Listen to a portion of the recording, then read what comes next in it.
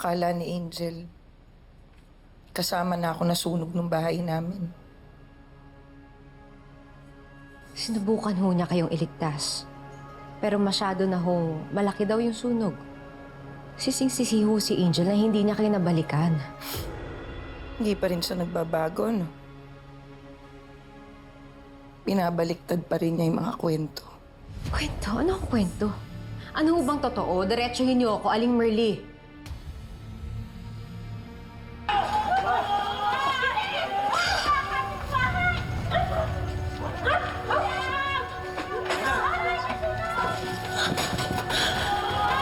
Hinabayaan ako ni Angel masunog kasama ng bahay namin. Pero iba ho yung kwento niya. Ang sabi niya, aksidente daw ho yun. Gumising ka, Vanessa! Tigilan mo na yung kakapaniwala mo na mabuti ang kapatid mo. Demonyo siya! Demonyo si Angel! Ginawa niya sa akin to. Tingnan mo! Si Angel ho gumawa niyan. Ang buong akala niya siguro pag napatay niya ako, magiging masaya siya. Napaka-ingrata ng batang pinag-aral ko. Pinakain ko. Tapos itong gagawin niya sa akin. Pero naging mabuting ina ba talaga kayo? O baka kaya naging masama sa inyo si Angel dahil minamaltrato niya siya? Ano, Aling Merly? Sabihin mo yung totoo. Sinaktan mo ba si Angel o gawa-gawa lang yun para kaawan ko siya?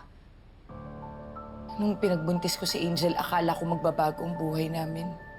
Akala ko magbabago ang buhay ko. Asang-asa ako na iiwanan kay ni Eugene. Kaming pipiliin. Wala ho kaming idea na may ibang pamilya si Papa. Kahit pa nung namatay siya. Sobrang galit ko sa ama mo. Wala man lang siyang iniwan sa amin ni Angel. Paano ko bubuhayin yung anak niya? Kaya ho ba kay Angel yung binuhos lahat ng frustration niya? Minaltrato niyo yung sarili niyong anak, inabuso! Pinasa niyo siya, tama ho ba? Oo na! Oo na!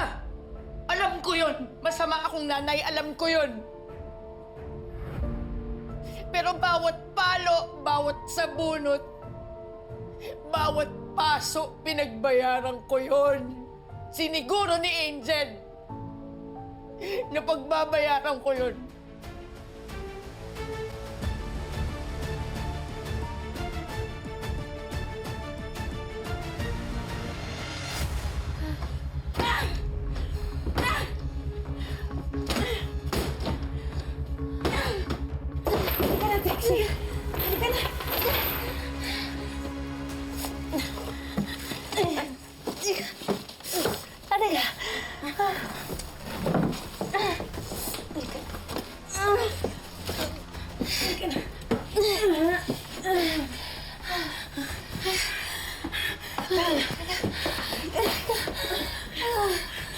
Kaya mo yan, halika na, Trixie, halika na!